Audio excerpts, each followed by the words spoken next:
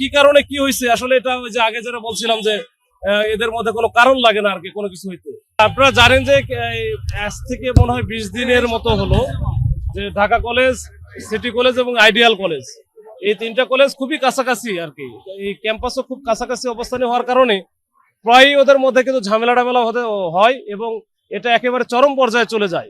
তো এইটা গুরুত্ব অনুধাবন করে আমরা এই তিন কলেজের প্রিন্সিপালের সাথে বহুবার বসেছি, ছাত্রদের সাথেও আলাদা আলাদা করে বসেছি, কিন্তু আসলে কাজ হয় না। পরবর্তীতে আমরা কিন্তু এটা শান্তি চুক্তির মতো করে একটা সমঝোতামূলক একটা নেই যে সবাইকে একসাথে করি।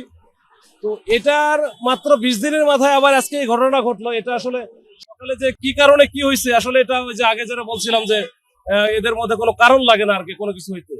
তো আজকে ওই ঢাকা কলেজের একটা বাসে মনে হয় আইডিয়াল কলেজের কিছু স্টুডেন্ট গিয়ে প্রথমে অ্যাটাক করে।